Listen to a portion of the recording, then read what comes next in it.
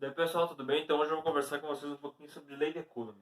Lei de Coulomb é um dos tópicos da eletrostática, que trata da interação entre cargas que estão em repouso, e a lei de Coulomb dá o primeiro passo aí para compreender essa interação. Então vamos imaginar que a gente tem duas cargas, certo? Vamos imaginar que tem duas cargas positivas, que estão a certa distância, chama de E. Então uma carga Q1 e uma carga Q2. O que a lei de Coulomb nos diz? Ela dá aí uma definição para o que a gente chama de força elétrica. Eu tenho essas duas cargas aqui, eu tenho que cada uma vai exercer sobre a outra uma força. Essa força é o que a gente chama de força elétrica. E essa sentido e orientação e a direção dessa força vai depender, né, das cargas que eu estou tratando, se são cargas positivas ou negativas. Nesse caso aqui, por exemplo, eu teria uma força para cá, né? Por quê? Porque duas cargas elas se repetem, duas cargas de mesmo sinal, elas se repetem, né? Então tem duas cargas positivas, eu vou ter uma força para cá, devido a essa carga aqui, então eu vou ter uma força elétrica Fe aqui. Então eu vou ter uma força Fe em 2 devido a 1, certo? E aqui eu vou ter uma força devido a essa carga 2 aqui. Então, uma força em 1 devido a 2. E o que a lei de Coulomb nos diz? Ela nos dá uma definição aí para o que a gente chama de força elétrica. Pela lei de Coulomb a gente pode escrever o seguinte, que a força elétrica entre dois corpos, por exemplo, duas cargas, é igual a uma constante K aqui, pelo produto dessas duas cargas, certo? E dividido pelo quadrado da distância. Notem que essa lei de Coulomb é uma lei do inverso do quadrado, certo? Por quê? Porque a força, nesse caso, a força elétrica, ela é inversamente proporcional ao quadrado da distância. Então, por exemplo, se eu tenho que essa distância é de 2 metros, o que vai acontecer com a força elétrica? Como é que ela vai diminuir com a distância? Se eu tenho que é 2 metros, eu coloco na expressão aqui, essa força vai diminuir sobre um quarto, né? Porque eu vou ter 2 aqui e então vou levar na potência 2, vai ficar um quarto.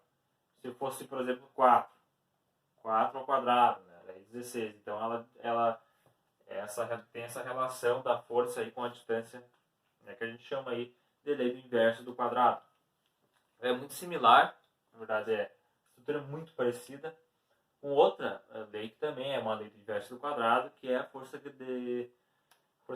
lei de gravitação universal de Newton, né, que a gente tem lá a força gravitacional.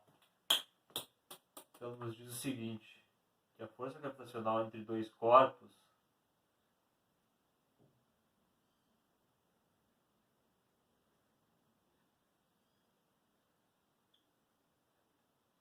é igual a uma constante de G, multiplicado por das massas e dividido pela distância ao quadrado. Notem também que aqui a gente tem que a força gravitacional, né, ela diminui com o inverso, diminui com o quadrado, com o inverso da quadrada da distância. Né? Ou seja, essa também é uma lei de inverso do quadrado. Vocês podem ver que é muito parecida a estrutura das duas equações, né? O que muda são... E tem outra constante, estou tratando de cargas aqui, não das massas dos corpos, certo? Bem, então, a lei de Coulomb nos dá essa definição para a força elétrica. Agora, a gente pode ver o seguinte aqui. A força, como sendo um vetor, né, ela tem um sentido em uma direção, certo?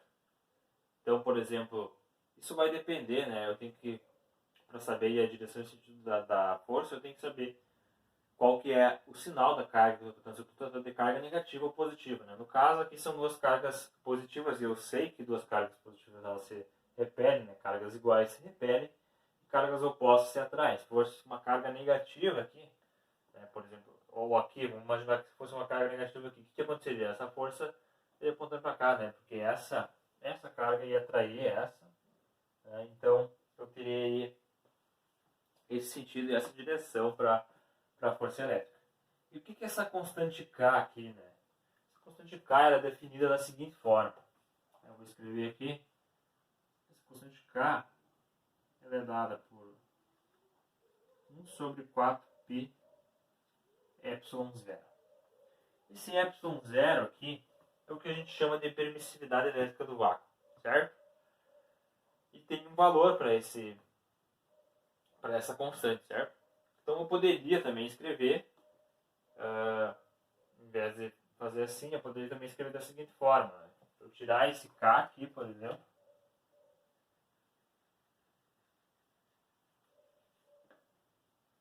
Escrever o seguinte. 1 sobre 4y0, certo? Mas por enquanto eu vou deixar aqui constante K. Bem, qual que é o valor dessa constante K aqui? A gente tem que ela tem o seguinte valor, 8,89 vezes 10 na 9. Agora, a gente pode aqui tentar descobrir a unidade dessa constante. A gente sabe que a unidade de força é qual? É Newton, né? A gente já sabe disso. Isso aqui tem que dar... Se eu for tratar com as unidades de cada uma dessas grandezas aqui, eu tenho que sobrar com a unidade de Newton. Como eu tenho aqui essa constante K, que ela está aqui em cima, então o primeiro passo que eu tenho que fazer aqui é... eu tenho que ter um Newton aqui, né? Então essa unidade aqui, então vou colocar um Newton aqui. Agora eu sei que a carga, está aqui em cima no numerador, a unidade da carga é Coulomb. Eu tenho duas cargas aqui, né? Então vai ficar Coulomb ao quadrado. Só que a minha ideia é cortar essa unidade porque eu quero que sobre só Newton. Então o que eu tenho que fazer? Se eu tenho que o K está aqui, né? Eu tenho então que o Coulomb aqui dessas cargas vai estar no numerador. Então eu tenho que compensar isso com a unidade Coulomb ao quadrado no denominador. E daí eu vou cancelar essas duas e vai me sobrar Newton. E isso vale também para o metro, né? Então, no caso, o que a gente faria aqui? Seria Newton metro quadrado por Coulomb ao quadrado. Por quê? O Coulomb eu falei, né? Eu tenho o Coulomb ao quadrado aqui no numerador. Eu tenho que compensar isso com o Coulomb ao quadrado no denominador para eu cancelar ele. E a mesma coisa com a unidade aqui de distância. Né? Eu tenho que é metro. Então eu vou ter um metro ao quadrado aqui no denominador. Tem que compensar isso com um metro ao quadrado lá no numerador para eu cancelar e sobrar Newton. Né? Porque se eu colocar isso aqui, essas unidades aqui, colocar as unidades das cargas aqui e da distância, eu tenho que vai sobrar justamente Newton, certo? Então esse é o valor dessa constante aí com as unidades. Vocês podem também querer saber, né, o valor dessa constante epsilon zero aqui, que pode ser utilizado, né, como eu falei para vocês, em vez de utilizar o K, eu utilizar 1 sobre 4π epsilon zero. Então essa constante que a gente chama de permissividade do vácuo aí, ela tem o seguinte valor. Ela é dada por 8,85 vezes 10 na menos 12. Bem, qual que será que é a unidade dessa constante aqui? Como é que a gente pode ver? Pode fazer a mesma situação que a gente estava fazendo para a constante K ali.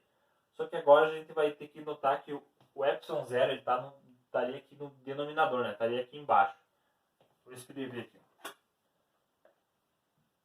Eu posso escrever a lei de Coulomb também dessa forma.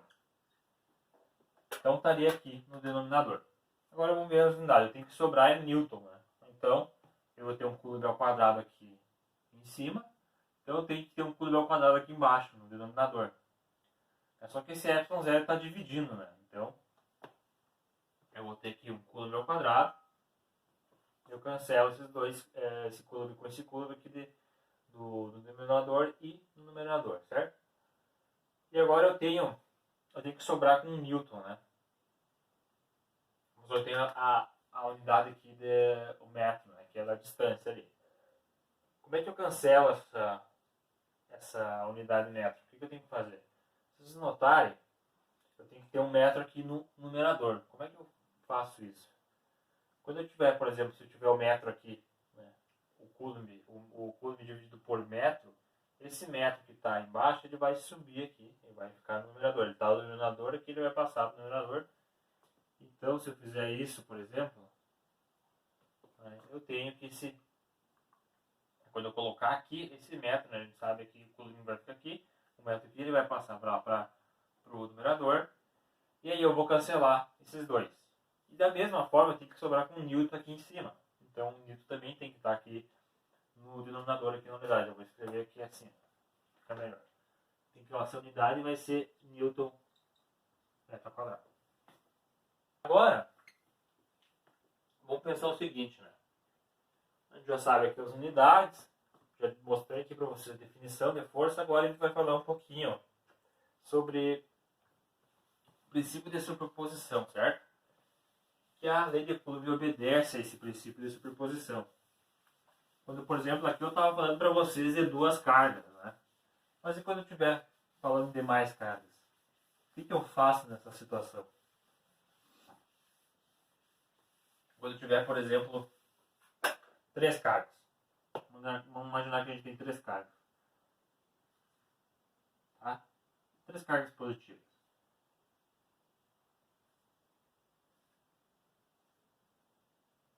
Tem uma distância R, uma distância R, uma distância R.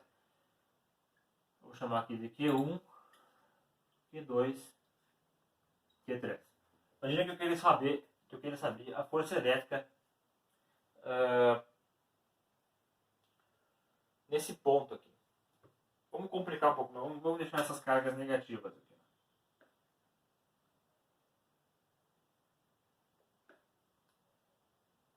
E eu queria saber a força elétrica nesse ponto aqui, né, juntando essas 3 cargas aí.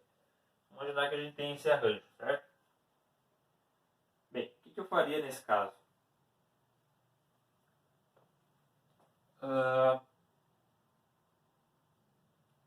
Como eu falei para vocês, a força elétrica, a lei de Coulomb, né, obedece ao princípio de superposição. Então, se eu imaginar o seguinte, né, eu quero saber a força desse ponto, eu posso fazer o seguinte. Então, eu vou ter uma força aí elétrica total. O que é o princípio de superposição? Ele nos diz que, por exemplo, a força resultante nesse ponto é a força devido a cada uma dessas cargas. Então, vou ter a força devida a carga 1, a carga 2 e a carga 3. De tal forma que a força total é a soma vetorial dessas forças. A gente está dando aqui de vetores. Então, eu vou ter a força E1, que é devido à carga 1, mais a força E2, devido à carga 2, mais a força E3, certo? Então, isso também a lei de Coulomb obedece, que a gente chama de princípio de superposição. Então, era isso que eu queria discutir com vocês, pessoal. Queria mostrar assim, a definição de força elétrica, né? Que a gente tem então a lei de Coulomb, e esse que a gente chama de princípio de superposição, né? Que a lei de Coulomb obedece a esse princípio de superposição, e é importante porque quando a gente quer calcular, por exemplo, a força num sistema que eu tenho mais cargas, aí esse princípio ele vai ser muito útil, certo? Então, obrigado pela atenção, pessoal, e até a próxima.